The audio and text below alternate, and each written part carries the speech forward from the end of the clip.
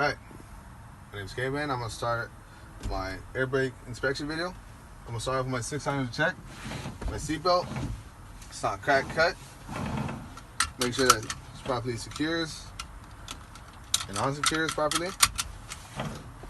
Make sure my clutch is no more than 2 inches of play. Make sure my gear shifter is in neutral position, not cracked, broken, missing any parts. Making sure that my steering wheel no more than 2 inches of play while moving on, also not cracked, broken, or missing any parts. Make sure my spring brakes are in popped out position. This vehicle, I have to turn on the on position in order to see the air pressure. I want to make sure that I'm below 80 psi before I start my test. I'm going to go ahead and fan my brakes.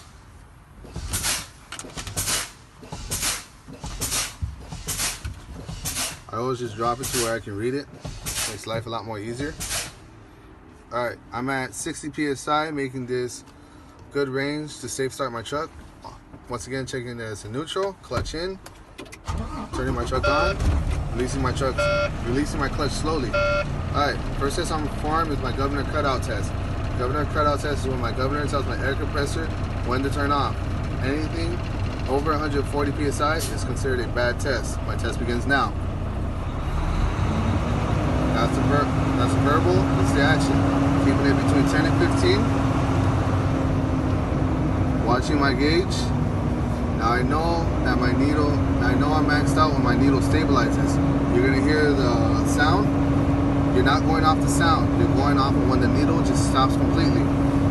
So just waiting for this to go.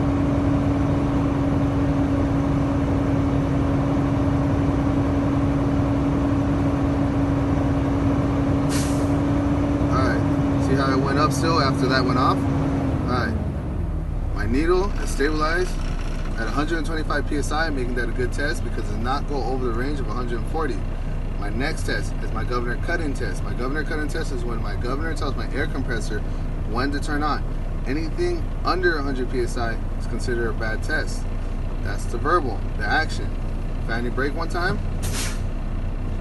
Wherever it stops, counting 15 seconds. 1, 2, 3, 4, 5, 6, 7, 8, 9, 10, 11, 12, 13, 14, 15. 15 seconds it started moving at 101 psi, making this a good test because it did not go below the ranges of 100 psi. I will now re-max out my air pressure. Alright, my air pressure is re-maxed. I will now secure my truck. Alright, the verbal. The action, clutch in, throw it into a low gear, preferably first gear, turn truck off, turn the power just back on, slowly release clutch, and release your spring brakes, both of them. Alright, for this, I'm going to pull out my phone. My phone, what you'll be telling the examiner.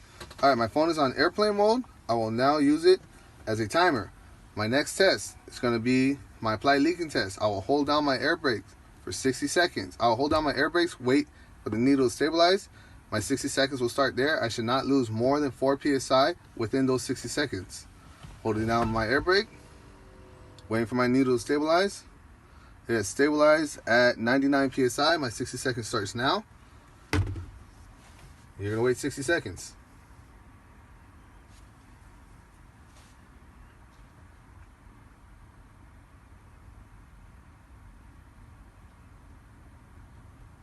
You're waiting and you're waiting. This would be a perfect time to start a conversation with the examiner. If they're cool, you can tell whether they're going to be a dick or not. Other than that, right now, alright, 30 seconds have now passed. I'm listening for any air leaks or any unusual noises. Then you're waiting the last 30 seconds. You're just keeping an eye on that, making sure that it doesn't move. Once again, if you want to try to start a conversation with the examiner, also cool, acceptable. Some are dicks, you really don't have to though. Alright. Alright, 60 seconds have now passed. My air pressure is still my needle is still stabilized at 99 psi, making that a good test. because I did not go below the range of 4 psi. Now release. If you release before you state any of this, it's an automatic fail, remember. Now, next test I'll be performing is my emergency warning lights and alarm test. Should activate between the ranges of 75 and 55 psi. Alright, that was the verbal. The action, I'll start fanning my brakes. Start fanning your brakes until they activate.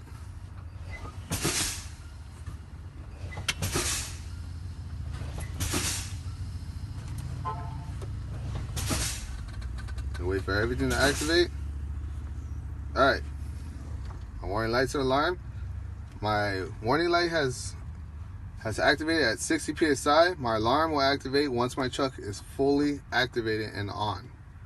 Now, activated at 60 psi. Making this a good test because it was within the range of 75 and 55 psi. My next test is going to be my spring brake pop out test. Spring brake should pop out between the ranges of 45 and 20 psi. My test starts now. Just start fanning it. Pay attention to both your spring brakes. Make sure they both pop out.